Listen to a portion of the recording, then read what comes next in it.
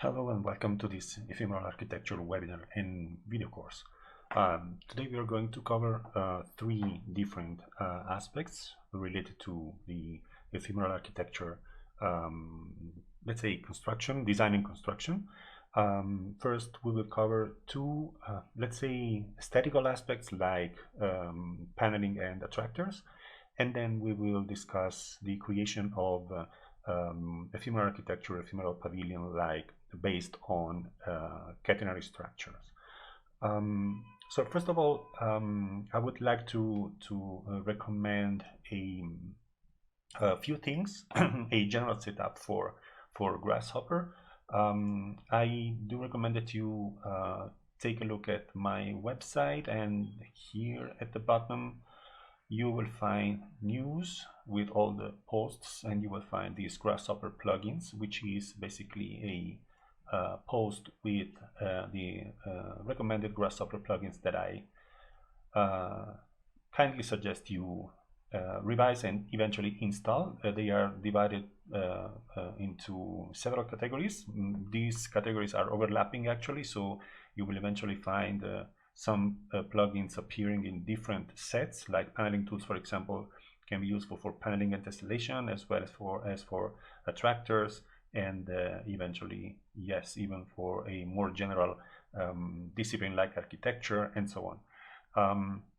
But you see there are a few categories which are the main categories that I have in my different workflows, which are paneling and tessellation, attractors, loops and iteration, machine learning, architecture, design, and art and media. Okay, so you will find this lists of Grasshopper plugin.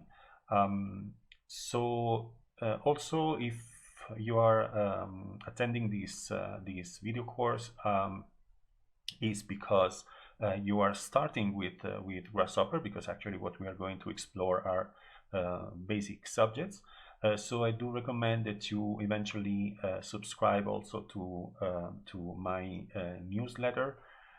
You can find the registration here in downloads, and inside the downloads you will find a form for registering and opting into the mailing list. Let's wait for the page to open. You will receive, by the way, few presents, free gifts, as you will be a new subscriber eventually. And I also recommend that you subscribe to my YouTube channel. Let's open it as well, so you will be able to see it. So you see here, this is my YouTube channel. You can find me as Giancarlo Di Marco, or you can look for this username here, and subscribe to the channel, because there are many tutorials.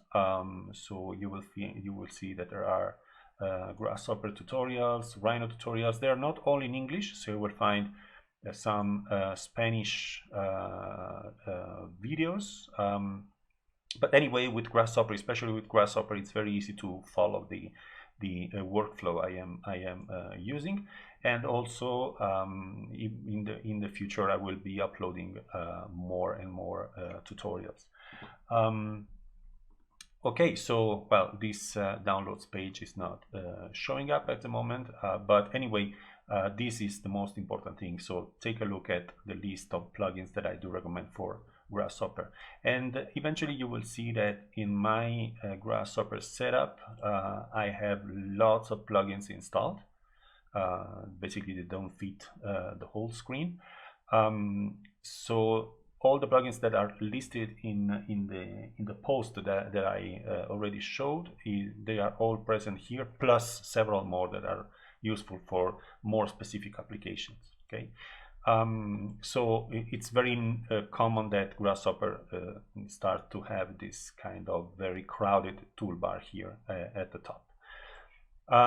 So let's start with the first topic, which is paneling. Now here I have some few small scripts or definitions already made, but we will let's say start from scratch. I will only use them as a reference to show you some particular let's say behaviors for paneling. I will give a general introduction to paneling, And then we will cover some, let's say, unconventional paneling techniques. Okay, so paneling in general is taking a region and dividing the region into subregions.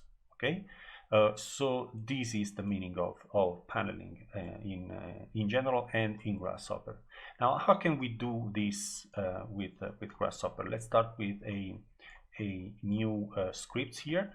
So let's consider a standard rectangular surface. Okay, so let's start with the area that we want to panel, to subdivide into panels. Okay, now normally this is a rectangle, so we can either work with rectangle or we can work with plane surfaces. Okay, so in case we want to work with rectangle, we can take an 11 slider which has a range up to 100 and use it as width, eventually also as height, but I will create a rectangle here. So I have width and height as disconnected values. And we can do the same with the plane surface. We can also duplicate these and use them as for the X and Y. Okay, so this is the surface, this is the rectangle. Okay, in case you want to take a look at the surface with its volumetric representation, you can switch into shaded viewport. So now you see that there is the full geometry of the rectangular surface, while the rectangle is just this curve here. Okay, but in any case, we can use them as the main geometry for creating a paneling subdivision. Okay, so now how do we do this? How does this work in Grasshopper?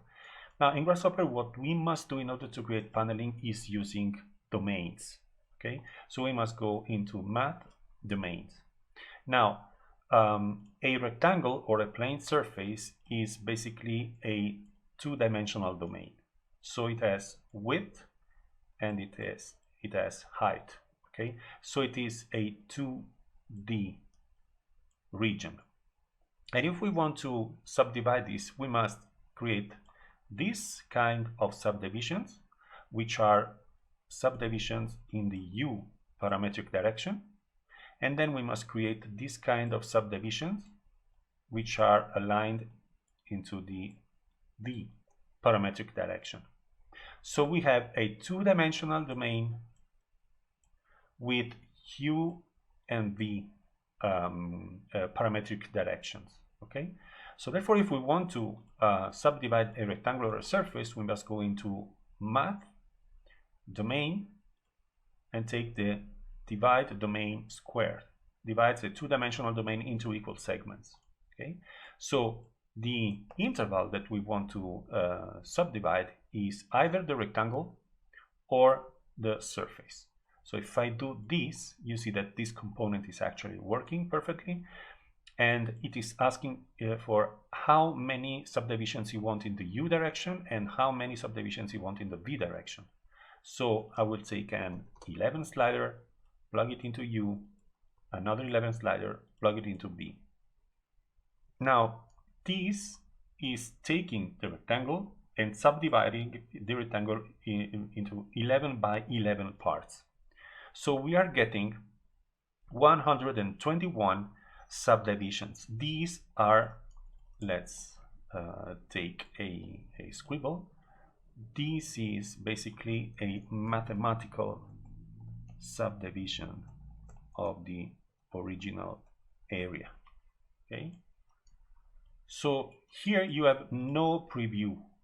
Even if we try to let's say find the preview of this component, there is no geometrical preview. This is pure mathematics. Okay, so what this thing is doing is saying I am creating a series of 121 subdivisions, 11 by 11. Okay, and each subdivision starts with a parametric value and ends with a parametric value. Okay, so it means that this is creating, basically, if you take a look at this rectangle. Okay, so these are the vertices here.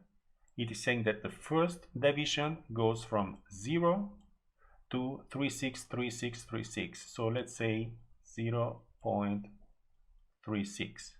Then it's going to create another division with the u ranging from 0.36 to 0.72, and so on.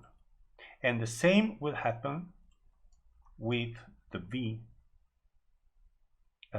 division. So this is going to create the divide domain square. Now, if we want to visualize the paneling or the subdivisions like geometrical subdivision, we must create physical subdivisions of the original region. This is mathematical subdivisions. Now we need the physical subdivision. And this is something that you can find into the Surface tab, go into Utilities, and find the isotrim component here. So what I want to trim is this. And the domains or the intervals that I want to use for dividing this region are set by these. Okay. Now you can see that in this case it is not working, the isotrim, because this rectangle is not being recognized as an area, a region. This is just a curve. So while this is a curve, which is basically exists only along the line, if we need to create panels, and panels in Grasshopper are cuts or trims of the original surface, the rectangle, even if it is a two-dimensional region, cannot be used for isotrim, okay, because there is nothing here on the inside. So this isotrim can only work with the surface object, okay. So if I take the surface and plug it here, you see that we already start seeing something, because this isotrim is recognizing the outline of the surface, but the mathematical trims are being created inside the area of the rectangle. Okay, so that's why when you want to subdivide a region into panels, you normally use the surface and not the rectangular region. Now, there are some workflows in which rectangle and plane surface are basically equivalent, but not for creating panels. Okay. And also now we are considering a two-dimensional rectangular area, but an isotrim can work with any kind of surface. Okay. Now let's okay. So I'm going also to copy paste this and specify that this is the geometrical subdivision of the original area. Okay. So you see that basically paneling consists of two phases, two steps. First one is creating the mathematical subdivisions, and the second one is creating the geometrical subdivisions, so the physical trims of the original surface into panels. Okay. Now this is basically the area we want to subdivide, like this. Let's take this, and this is the mathematical subdivision. Okay, and this is the geometrical subdivision. So we have this workflow here for paneling. Okay.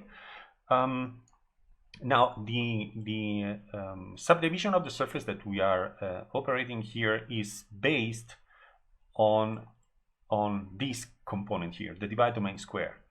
So the first thing is creating a subdivision which is mathematical, and mathematical in this case means parametric subdivision, with u and v being the two parametric direction of the surface.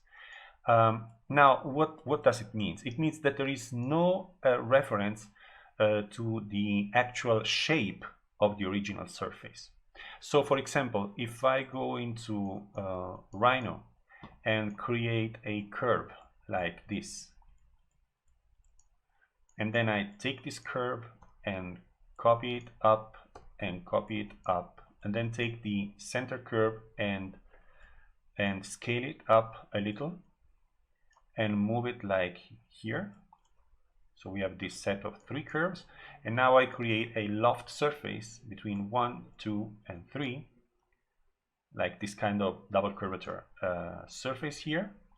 Now this is a surface. I want to import the surface into Grasshopper, set one surface, and here it is. We have this nice surface inside imported in Grasshopper. I will internalize the surface here.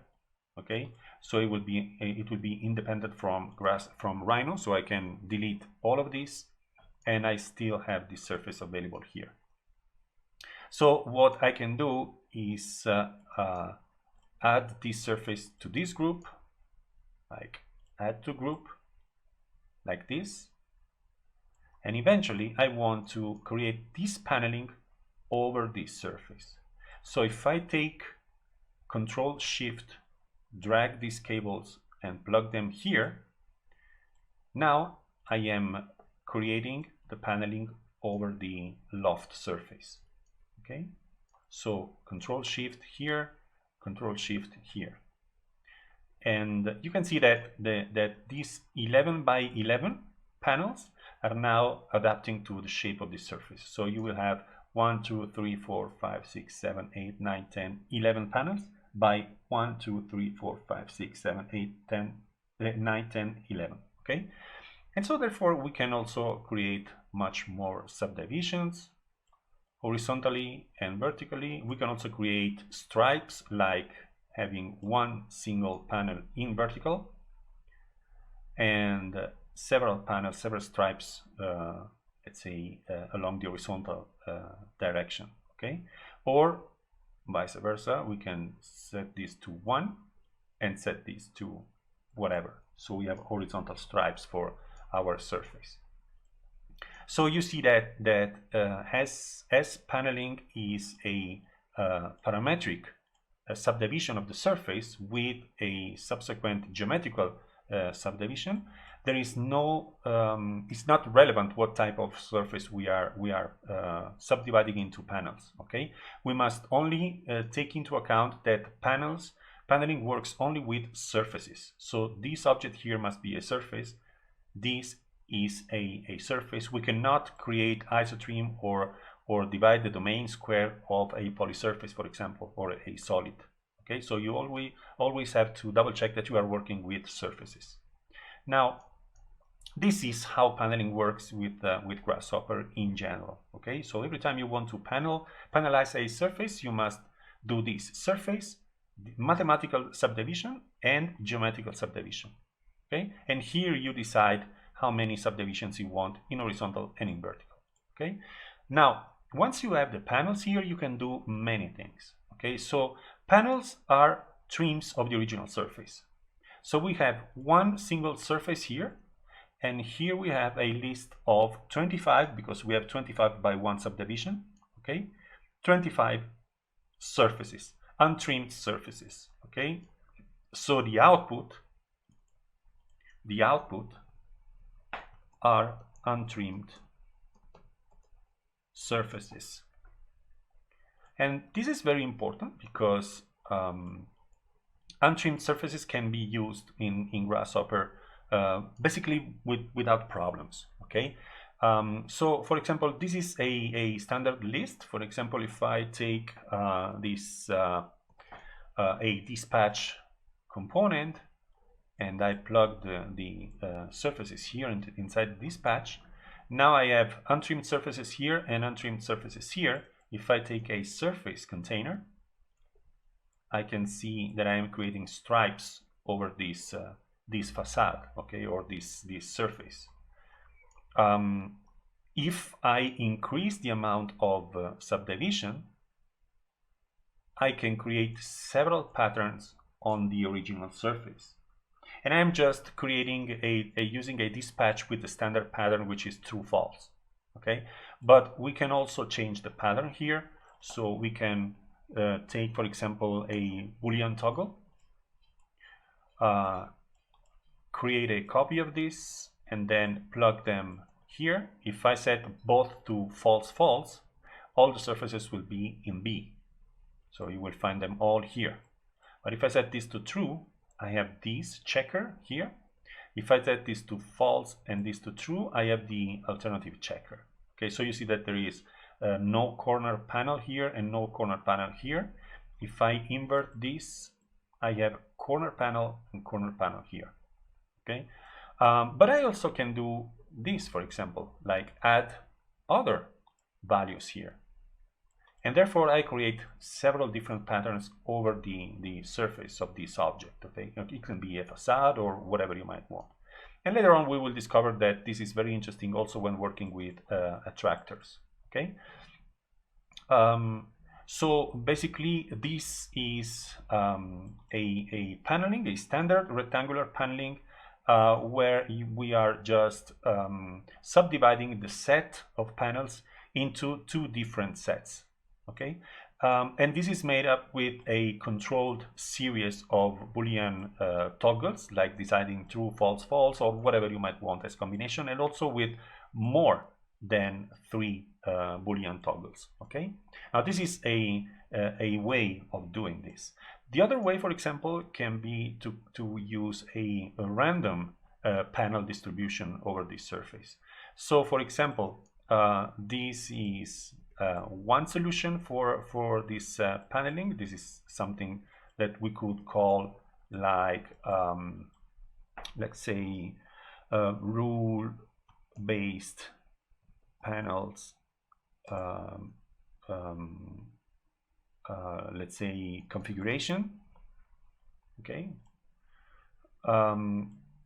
so let's do like this, but we can also create a random paneling configuration, random panels configuration. So for example, once we have the surfaces here, okay, what I want to do, I want to select a random set of panels here. Now the easiest way to do it is using a random reduce. Okay, this thing, you can find it into sets, and inside sequence, you see the random reduce component. So what it does, it takes a list of objects, which is basically the panels, and it asks for how many items you want to remove from this set. Okay, so if we count list length, let's count how many panels we have here, 425. Okay, and then I'm going to subtract to 425. I'm going to subtract a slider like 101, and I want this to be the amount of items to remove. So I start from the original value here. If I set this to 0, I am removing all the panels, of course. If I set this to an increasing value, panel starts to appear. If I exceed the amount of panels, which is 425, you see 426, this is giving an error because this is giving us -1. Okay, so just be aware of this consequence here.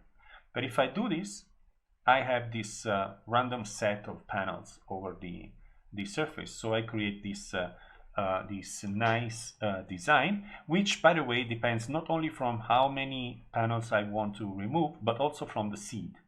Okay, so if I take a slider here like 2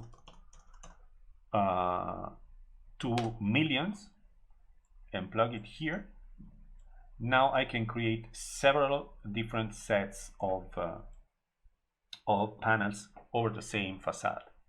Okay, and each panel here is an untrimmed surface. Okay, and once we have them, what we can do is basically work with them like they are all independent cuts. So we can do many things with them. For example, one thing that we can do once we have this set, I will call this random panel configuration. Okay, like this. And it doesn't matter which type of what type of configuration we want to use in our design. Once we have the result, which are in this case is like a checker pattern of panels. In this case is a totally random set of panels. Doesn't matter, they are always untrimmed surfaces here and here. We can do operations with them. So for example, if I take and evaluate surface, and I take all these surfaces here and evaluate them in the center point.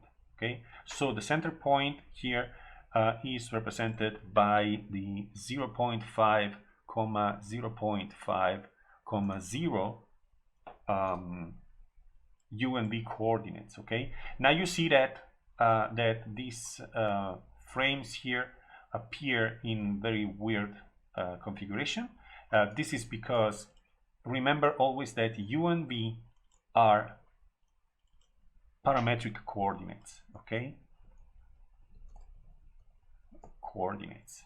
Okay, so it means that we cannot simply apply these values here to the original surface. When we work with parametric coordinates, we must reparameterize the surface that we are evaluating.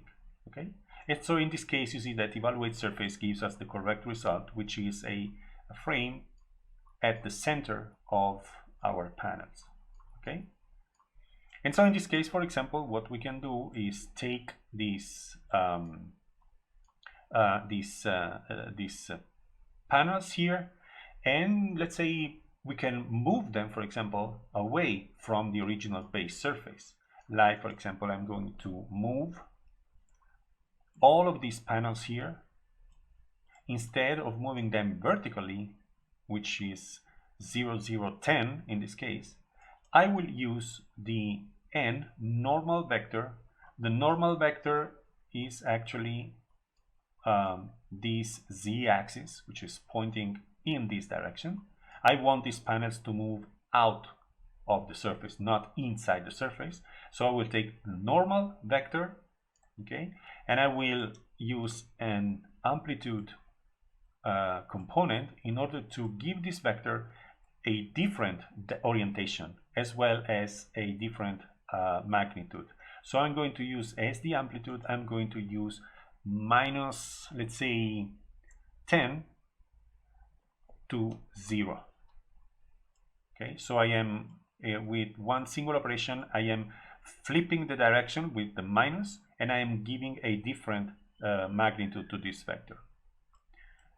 And so now what I am doing is creating this set of panels that are moved apart from the original surface. Okay, so if I visualize the original surface like this, I have one surface with random panels moving away from the original surface. And we can also create this kind of variation, okay, like this. But we can also do several things. In this case, I'm using a constant value, one single value, minus 2.37 for all the vectors. Okay, so all these vectors here have the same length, which is 2.37. But I can also create a random displacement for each of these panels. Okay, so for example, I can create a random value, random component here, where what I want is the amount of random values must be coincident with the amount of surfaces that I am going to displace. So I will count with a list length, with a list length, I will count the amount of panels, and I will use this as the amount of number of random values. And the range that I want to use will be exactly the same range as this slider here. So minus 10 to 0. And I would say minus 10 to 0, like this. And now I have 233 random values that I can use as the actual amplitude values. like this. And you can see that we have this kind of random distance for the panels. Of course, if -10 is too much, we can reduce this to a smaller value. So panels reach a maximum distance of 5 from the original underlying surface. Okay, and so you can, for example, change the theory of panels that you are using. You can also change the amount of panels that you want to maintain in your design, as you can see, and have this kind of interesting results. So this is a very basic approach to paneling. Okay, now this kind of paneling is basically taking the base surface and splitting it into subsurfaces. And of course, remember that once you have this all this thing up and running, you can apply it to whatever surface you might want. So for example, if I want to switch to this rectangular region here, I simply transfer this cable to the plane surface, and you see that now I have the original plane surface and the panels. If you want these panels to appear up, in this case, and not down, it depends on this value here. So instead of having -5 to 0 or negative values here, we need a positive domain. So in this case, I will set this to 0 to 5.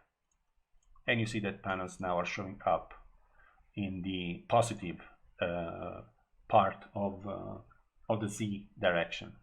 Okay. So we can also use this paneling here in order to create some designs. Okay, so for example, once we have the geometry here, we can use this geometry to create a three-dimensional paneling of this surface. So for now, what I'm going to do, instead of using 0 to 5, I will use here a slider like 5, 0, 0. Okay, so in this case, I can decide what is the maximum displacement for these panels. Okay, so I reduce globally the maximum extrusion of these panels with respect to the base surface.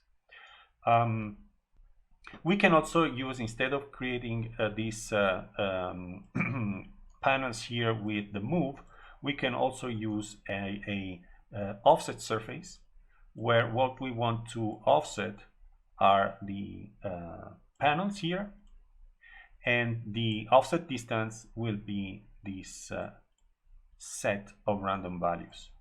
Okay, so I would recommend you use offset because it's way easier. There is no need for move, no amplitude, no evaluate eventually. So if you use just offset, there is no need of doing this. Okay, so this is a totally different workflow. If you want to use the offset, you just need this thing here. Now, what we can do once we have these panels here? So for example, let's say that we calculate the area of this. So we have the center points of each panel at its own height, and then we can scale this panel according to their center using a specific scale factor. Okay, so I will use, for example, a scale factor between 0.50 and 1, like this. So now if I hide the original offset surface, I have these panels here that can scale up and down. When I set this to 1, I will have exactly the original panel. When I set this to 0.5, I have half the size of the original panels. Okay, so while we have these panels here, which are very small, at the base on the surface we have the original panels with their original size. Okay, so for each panel I have the original one and the offsetted and scaled down version of this panel. Okay, so what we have here, let me move this away. What we have here are two sets of surfaces. the original one and the scaled and offsetted one. So if I take, for example, the wireframe of the original panels here and hide them, okay, so these are 4 curves per each panel, okay. So if I join them, I am getting the outlines of each panel, okay, and I will keep them here like in a data tree. Eventually I will simplify this tree in order to have one single index per branch, okay. And here we have the offsetted and scaled down panels. So I will take this, copy it, and apply it to the smaller panels here. So now we have 2 sets of curves, okay. These rectangles here, which are lying on the original surface, and this one, which are floating according to the random distance from the original surface, okay. But they are the same amount of panels. So we have 132 and 132. So if I take a loft, what I want to loft are these curves with these curves. And now we get this kind of thing here, which are like truncated pyramids over the original surface. Of course, we also have the cap of these panels because they are the small and offsetted surfaces that we have created just a while ago. And therefore we are creating this kind of random paneling, 3-dimensional paneling over this surface. Now keep in mind that we are not considering the base surface as a relevant parameter. It's just an excuse to create this kind of paneling here. So if, for example, I go back to here and I switch to the 3-dimensional surface, let's wait for the operation, and here we have our 3-dimensional panels created over the 3-dimensional loft organic shape, okay. And of course, in this case, you see that panels come up on the other side. So what we can do in this case is take this random here and let's say we want to invert this range here. Well, actually, what we should do is flip the surface, okay? But flipping the surface in Grasshopper is something that not always works properly. So eventually, yes, you will find that there is a surface, a utility, and a flip surface, okay? So we can try to do this, like for example here, and using this as the isotrim, okay. If we see that panels flip on the other side, then we are done, but this is not necessarily happening. As you can see, this is not working. So flipping, in this case, you must understand that flipping a surface is a very complex operation. It's not just like inverting the surface. So for example, I will quickly give you an explanation of this. So let's say that we have this kind of surface here, 3-dimensional surface, like this, okay. Now this surface has 3 parametric directions, which are the U direction, the V direction, and then there is the W direction. So W direction is what determines the positive direction of the surface, okay. So there is positive and then there is negative W. Flipping a surface means that we take the positive direction of the W vector and simply flip it downwards. But this is not affecting V and U. We are only flipping the W direction. So this is not a topological correct operation. So that's why it's very difficult that by just flipping something you get the proper result, okay. So what I do recommend, for example, in this case is this. You must recover the original surface that we had here, which was this one. Okay, so if you want to do things properly, let me turn off the preview of Grasshopper. You must use the analyze direction of this thing here. So now you see what are the three parametric directions, which are U, V, and W, which are red, green, and white arrows. Okay, you see that red arrow is pointing upward and green arrow is pointing to the right.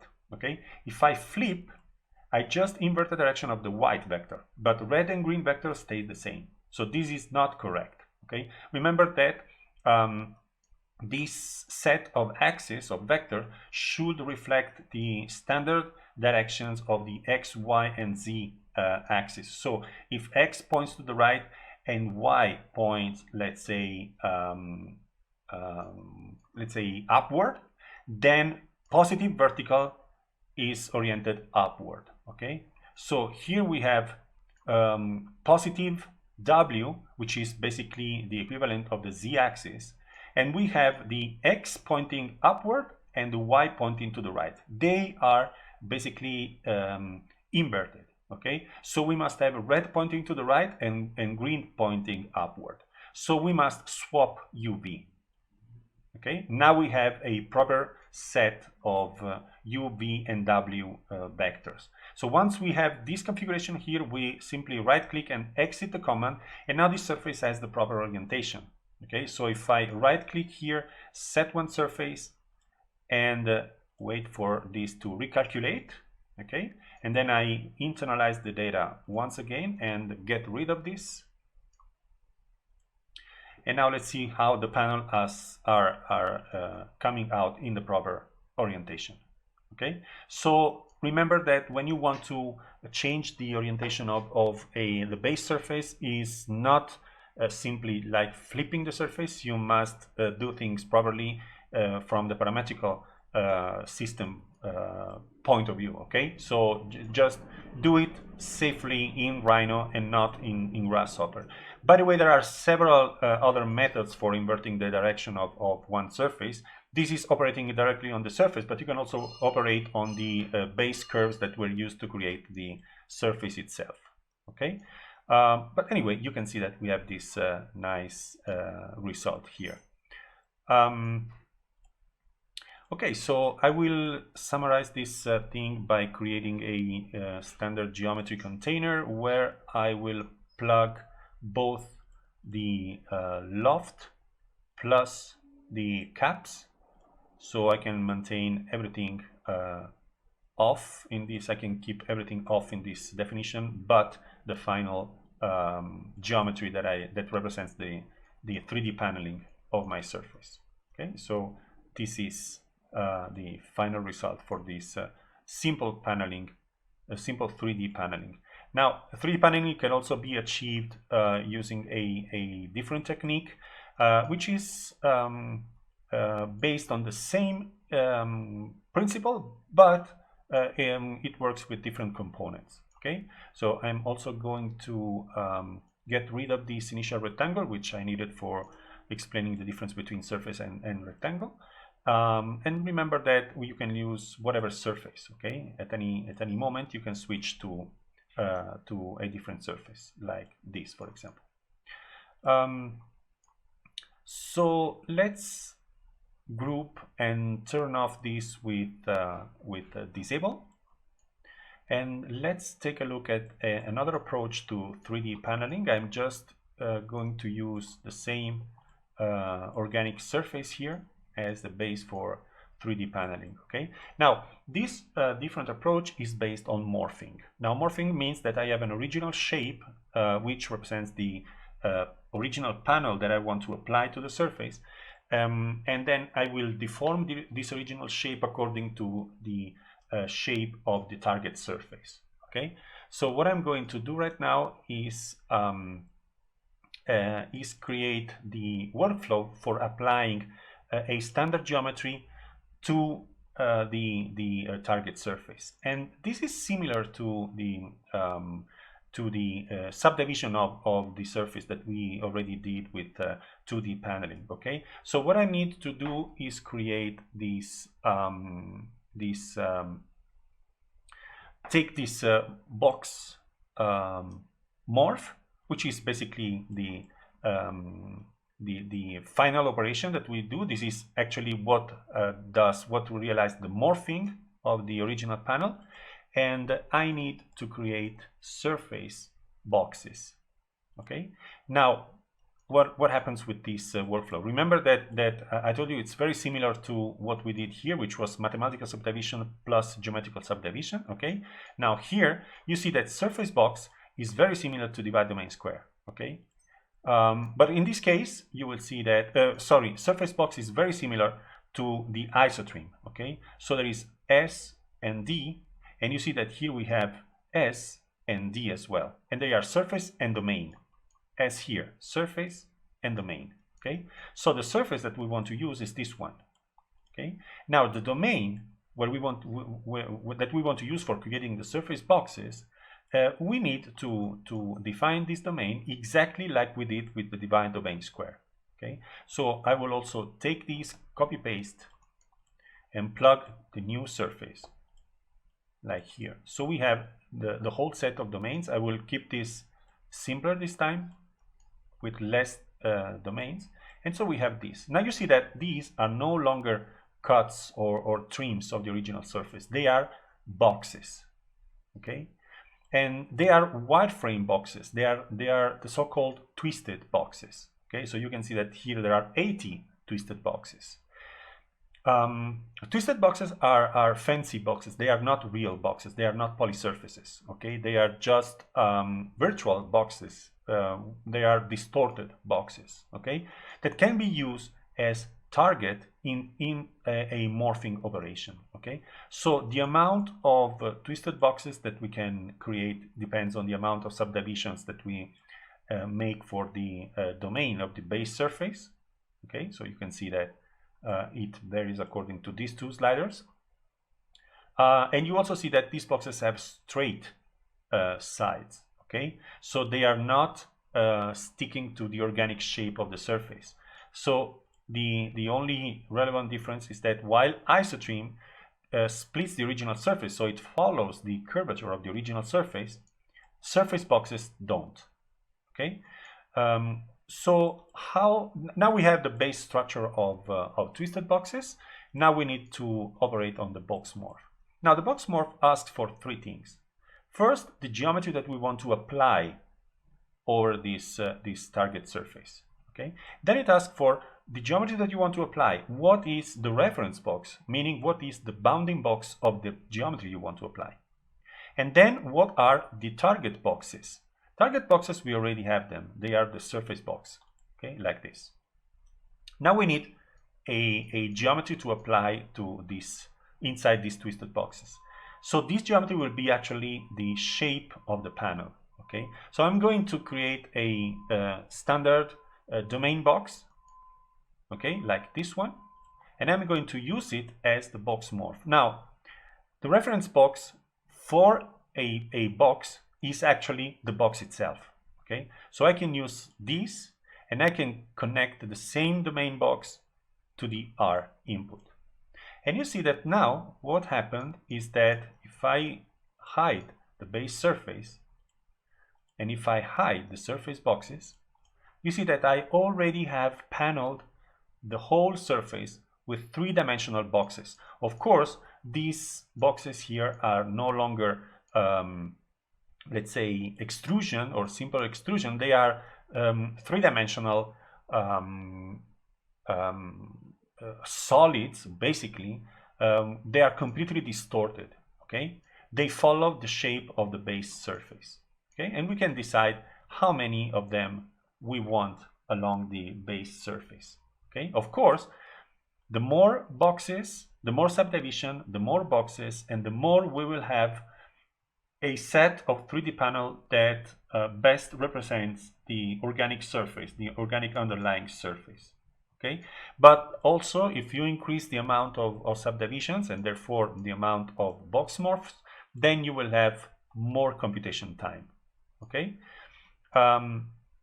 Also, this is a very simply example. Okay, we eventually we don't want to apply simple boxes to our object. Okay, so let's draw a panel here in Rhino. I'm going to create a very simple thing, like for example, let's take advantage of the grid. What I'm going to create is a very simple panel where I want like this to repeat 3 by 3, and I want this to have this kind of distribution. Okay, so I will subtract all of these inner things to the outer panel. So this is going to be the panel that I want to apply over my surface. Okay, so this is a poly surface. So in Grasshopper I need a brep container, set one brep. Okay, as you can see, it's already imported. I will internalize the data, so I will share only the Grasshopper definition. Okay, so I want to apply this panel here on this surface. Okay, so this is the object that I want to apply. And now this is actually, it is always a box if you think about it, but with some holes. But when you work with a generic object, a generic shape as the panel that you want to apply, I do recommend that you use a bounding box in order to define what's the volume, the actual volume of the panel that you want to apply inside the surface boxes. So what does the box morph is convert this box here into the surface boxes that it has here, and the same morphing that occurs to transform these into this, it will be applied to this geometry. Okay, so that's what the box morph does. So if I do this, now I will have some calculation time. You see 4.6 seconds. It's starting to get heavy calculation in terms of Grasshopper times. And now let's wait for the rendering. This was the calculation time. Now we are waiting for Grasshopper and Rhino to render the final result. Let's wait. When you have a Grasshopper hanging like this, I do recommend you don't click anywhere. Just wait for Grasshopper to finish its calculation. Okay, and here it is. It's quite a nice paneling that we got here. Very complex. The reason for this long calculation here is because I'm using 22 by 10 subdivisions, so we are getting basically 220 twisted boxes. So 220 morphing occurred during this operation here. Okay, so that's why we had this kind of very long time for calculating this morphing. Okay, but you can see that the result is absolutely interesting. And these are basically 220 closed brep, which are 220 morphing of the original one. Okay, and this original is shrinked and distorted in order to fit inside the twisted boxes that we have all over the target surface. Okay, so you can take eventually these objects here, which are 220 closed brep, and you eventually can use a solid union. I won't do this because Boolean operations are very heavy in terms of calculation, both in Rhino and in Grasshopper. So try to avoid Boolean operation as long as you can while working with Grasshopper. Okay, but anyway, this is quite a nice paneling already happening here. I will temporarily disable this component here, so I will be able to decrease these like 49 instances and then turn it on again, and you see that it already made the calculation less than 1 second, and now it is calculating the rendering, and you see that you have basically the same result. I will save this definition here with this solution, so it will be easier for you to activate this script. So this is 3D paneling with morphing, and I will place this like here and group it and deactivate it. Okay, so now These are basically the two main methods for creating panels in Grasshopper. Now let's take a look at probably the most famous plugin for paneling in Grasshopper and Rhino, which is called Paneling Tools. So Paneling Tools, you see it has a menu inside Rhino, and there is also a toolbar. Yeah, it's this one inside Grasshopper. Okay, so I will only go through the main aspects, the very basic aspects of this plugin. It's a very interesting plugin with a very high potential of 3D modeling, in terms of 3D modeling. So, and actually, these three pre-made scripts here are based on, two are based on paneling tools. The third one is basically something that we just saw, so I can quickly have a look at it. So it's just the main image of this webinar. It is one surface being divided into vertical stripes, as you can see, 59 horizontal subdivision and one only vertical subdivision. So this creates the first vertical stripes. And then I took a dispatch in order to have the first set, alternate set of vertical stripes untouched like this. And then I applied a second paneling with 11 vertical subdivision and just one horizontal subdivision. So I maintained the vertical stripes, but I divided vertical stripes into horizontal stripes with this second paneling. And therefore we have this kind of complex paneling happening on this base surface. Okay, the base surface was modeled in Rhino, by the way. So you can see that also with simple Grasshopper paneling you can create some nice effects on a facade or on a surface. Now let's take a look at paneling tools in terms of how it works in general. Okay, then you will be able to experiment and play with this plugin, because I strongly recommend that you do it. So first of all, what I'm going to do, I'm going to take the same surface that we had here. So you can work with any surface when using this plugin. So what I'm going to do, I'm going to define a grid over a surface. This is the first step. So paneling tools always work starting from a point grid. Okay. Now there are several ways of creating a grid. You can create a grid from an initial set of points, but in our case, normally we want to apply this paneling to an existing surface. So that's why I do recommend that you explore these last components here, in order to have some real life application over a surface. And you can decide, for example, whatever criteria you want to use. The easiest one is surface domain number. Okay, so I take the surface and I generate a grid, a point grid, according to how many spans or divisions I want in the horizontal parametric direction, which is u, and how many spans I want in the v direction of the surface. So it's like having our u and v divisions for the domain of the surface. Okay, and so here I can use an 11 slider and use it in order to define how many points I want for my grid. Okay, so the only thing that we are doing here is generating a grid, an object that is called grid. Okay, and this grid is made up of branches, and inside each branch you can find this set of points. So they are columns of points actually. But the important thing is that this is a grid object. Okay, and once you have the grid object, what you can do is decide if you want to manipulate this grid or if you want to simply create the paneling. And the paneling can be 2D and 3D. Now, in order to create 3D paneling, you will need two grids. Okay, two grids with a separation between the two. Okay, but in this case we are only going to analyze the 2D paneling. 3D paneling is just an extension of the two-dimensional paneling. So in 2D paneling there is the main component, is called cellulate.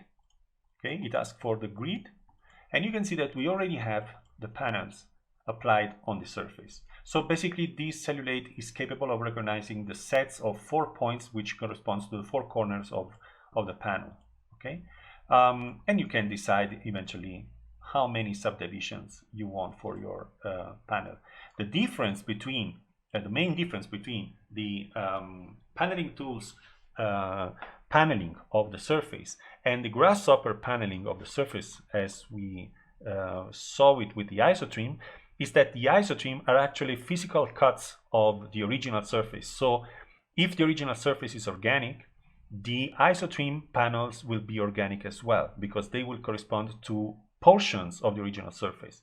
While in this case, paneling tools is creating a grid of points and is connecting the points with straight lines. Okay, so if you take a look at your base surface, you will see that there is a difference between the shape of the original surface and the shape of the panels, which are straight and linear. Okay, but anyway, in this case, what you get here, let's take a look. We have wires, we have cells, and we have meshes. Okay, so actually the cellulate gives us as pure geometry. We have the wires that are basically the four sides of each panel. You see that they are grouped into branches with 4 items each. So it means we are seeing the wireframe of these single panels here. The cells, they are the vertices of our panels. Okay, so it is grouping the point grid into set of 4 vertices and 4 lines, and the physical aspect, the physical panel, is represented by a mesh with 4 vertices and 1 face, 1 polygon. Okay, so this is how the cellulate automatically reconstructs the structure of these panels. Okay, so we have meshes in this case. We have no untrimmed surfaces like we had before. Okay, and therefore that's why we can only work with bilinear panels in this case. But having meshes is also interesting because we can eventually operate on these panels with mesh techniques and mesh workflows, which are, by the way, very interesting, especially if you are already into a plugin which is called Weaverbird, which is the most effective and simple way of working with meshes in Grasshopper. Unless you want to perform some very particular operations, you can use Weaverbird to create some nice effects. For example, I'm going to hide the grid. I'm going to use just the mesh output, which are the panels. Now keep in mind that this is not just one single mesh. These are 3, 7, 8 meshes. So each panel is an independent mesh. So what I will do eventually is I will flatten these in order to have one single set of the whole set of meshes instead of having a tree. And then I'm going to go into Weaverbird and take the join meshes and weld component. So this takes all the meshes coming in, 378, and gives us just one single mesh consisting of the 378 polygons. Okay, so we now have one single mesh, and once we have this single mesh, we can eventually do very simple things like creating picture frames, for example, like this. So we are obtaining one single mesh with holes, and these holes basically depends on this distance value here. Now this is a percentage value, it's not 5 units. Okay, so if I set this to 0 to 20, for example, with 0 I'm just creating the wireframe of the mesh. If I start to increase this, I will increase the thickness of the frame created on each polygon of the original mesh. Okay, so but you can do many things. Once you have these, for example, with Weaverbird you can give thicken to this.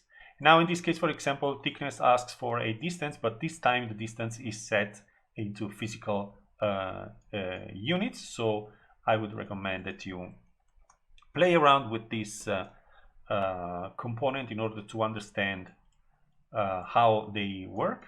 So now, for example, if I do this, I am creating a 3-dimensional mesh starting from the original organic surface.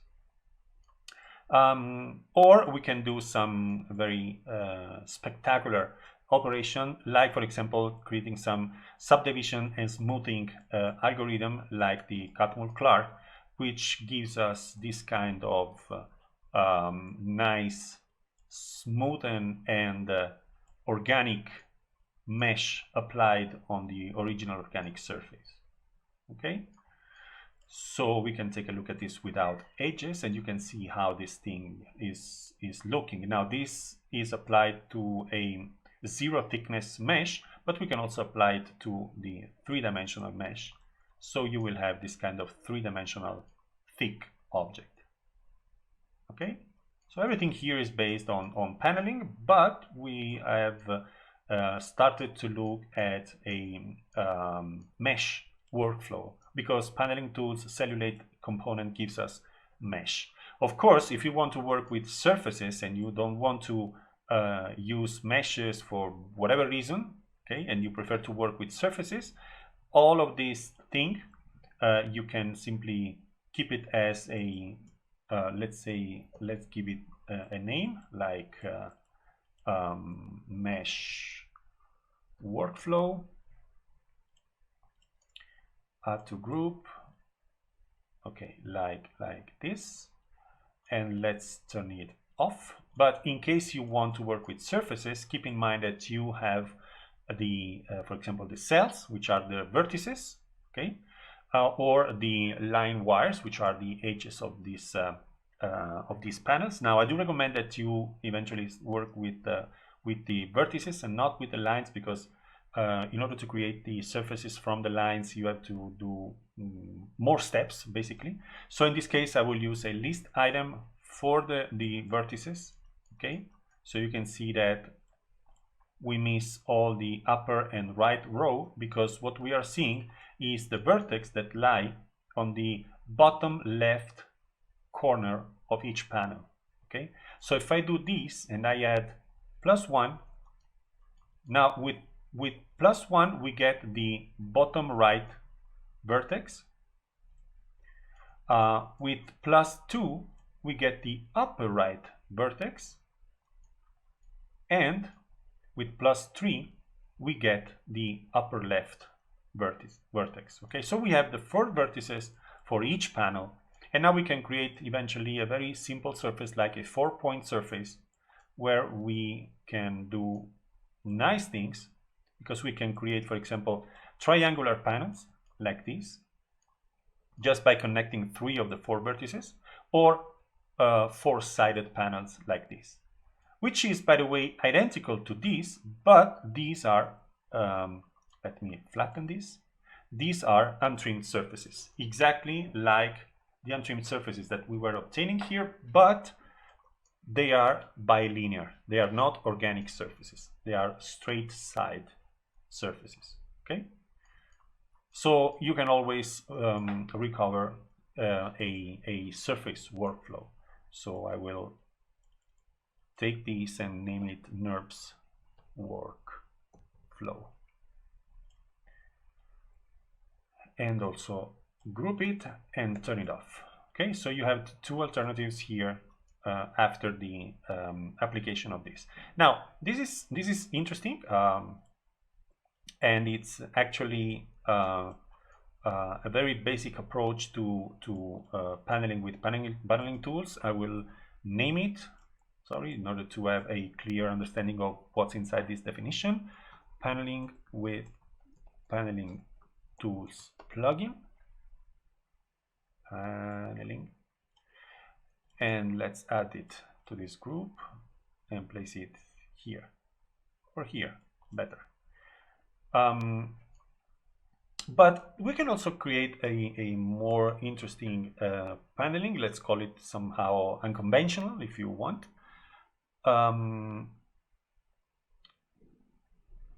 And what we can do now is take the same surface, so like this, and this time I will go into the paneling tools tab, and in the moment I create a grid, I don't want to work with a standard grid defined by the number of spans, horizontal and vertical spans. I want to work with a different definition of the grid, which can be, for example, surface parameter. Okay, so for example, if I want to create a grid based on the surface parameter, I have U parameter and V parameter. And there is this normalized, which is set to true, which means that U parameters and V parameters, if the surface is normalized, it means like it is reparameterized. Okay, so we must provide values between 0 and 1 to U and 0 and 1 to V in order to cover the whole width and height of this surface. So what happens if I take here a slider between 0 and 1, which is a normalized slider, and plug it here and here? Now in this case the grid is null, because in order to have a grid we must define a point structure which is capable of creating panels. Okay, so if I do this, I want the U to have this width, and I want the V to have this width. Okay, so this is defining basically the width of the panel, as you can see, and this is defining the height of our panel. Okay, now if we want a grid of panels covering the whole surface, we must provide a series of U and V's that start from 0 and end with 1. But we can create as many parameters as we want between 0 and 1, and also with an irregular distribution. Okay, so for example, what happens if I use a range component? The range component takes the domain 0 to 1 and divides this domain into n steps, which is 10 by default. So it gives us this sequence of values. Now, if I use this sequence, which is a progressive series, 0, 0, 1, 0, 2, 0, 3, 0, 4, and so on, with a regular step, and use it for the U and V, I will get a regular subdivision of the surface into 10 by 10 spans, and therefore I will have 11 by 11 points for the resulting grid, 121 points. Okay, but and we can specify the amount of steps that we want for the range component. We can also use two different ranges for the U and V if we want a custom number of division both horizontally and vertically. Okay, but this will always give us a constant step sequence of values. Okay, so we will always get a regular subdivision of this surface into a regular grid. But we can do another thing, which is, let's take the range. Okay, the range is giving us a progressive series of numbers between 0 and 1. And then we can use a graph mapper to change the values, to transform this series of values into another series of values using a graphic. For example, if we use a linear graph, we have no difference in what happens as a result. Okay, if you use a standard linear graph, you see that there is no difference between the actual range and the transformed range. But if we use let's say a sine function, you see that the sine function is actually transforming the regular series, which is 0, 0, 1, 0, 2, 0, 3, 0, 4, 0, 5, and so on, into an irregular series, because 0 corresponds to 0, 0, 1 corresponds to this intersection, 0, 2 corresponds to this intersection. Okay, so values will be compressed in the initial part, in the final part of the function, and they will stretch more in the central part. Okay, so we have a different distribution of values between of the 11 values inside the 0 to 1 domain. So if we use these as the U and V a subdivision, you see that we start to get a different grid where cells are wider in the inner part and smaller on the edges of the surface. And we can define how many steps we want by changing the steps value here. With an 11 slider, we can have as many cells as we want, but they will always be wider in the inner part and smaller in the outer part along the border of the surface. And we can also create a second set of values and use it for the B.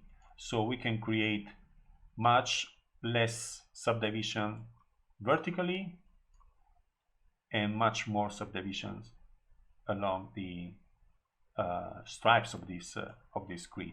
Okay, and once we have this grid, if we try to cellulate it, then we will get this kind of irregular paneling with smaller panels on the edges and larger panel on the inside of the surface. And so, for example, if we try to give this a higher resolution like this, remember the mesh workflow, which is the easiest one in this case. I will flatten the mesh output. I will use Weaverbird, join meshes, and weld in order to create one single mesh.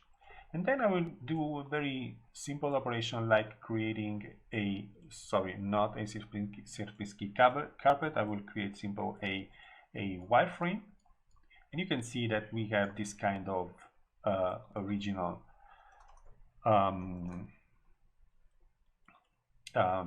mesh representation for our object. Okay, so it's very nice to work with paneling tools, because you can also create this kind of irregular paneling by using whatever type of function you might want. Now, the only recommendation in this case is that if you use a graph mapper, you must provide a progression of values between 0 and 1. So you cannot have one value smaller than the previous one. Okay, so if we take as a graph type a curve that eventually will start to fall down, then you see that we have some weird behavior for our paneling, because the parameters are starting to get to increase, reach the maximum, and then start to drop. And in this moment, the grid is basically running upward and then suddenly starts to fall down again until we get to this point, which corresponds to this one. Okay, so try to avoid functions that simply are not constantly growing. Okay, so you can use a sine, for example. You can use, for example, a Bezier curve like this. Let's compress the panels at the bottom of the surface, and let's compress them more in the upper part. But what you cannot do is this. If you do this, then you will have some kind of weird behavior for your paneling. Okay, so yeah, basically that's it for this paneling here. Of course, you can blend all the things that we have seen so far. So, for example, if we want some kind of let's say strange paneling for this surface, we might want to do something like this. I will not repeat this. I prefer to use a totally different approach here. I will create a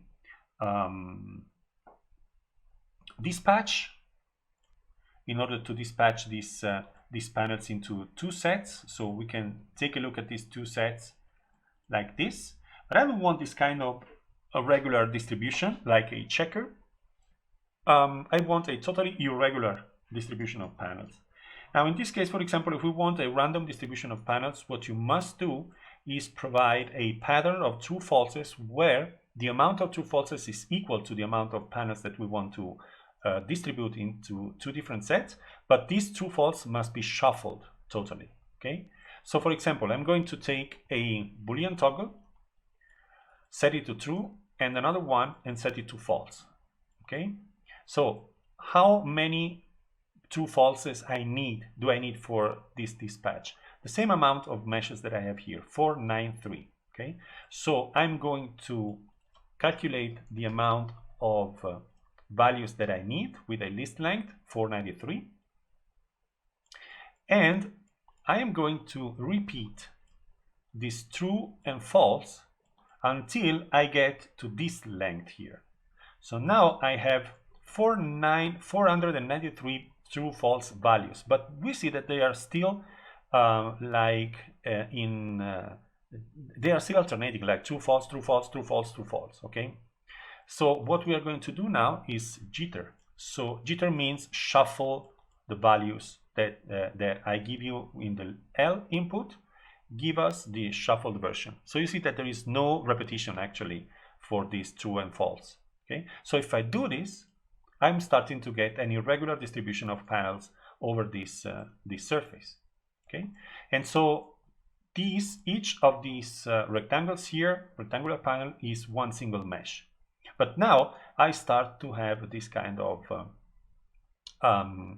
let's say irregular distribution. Okay, so now there is one thing. If I try to use the join meshes and weld in this case, what I get is one single mesh. Why?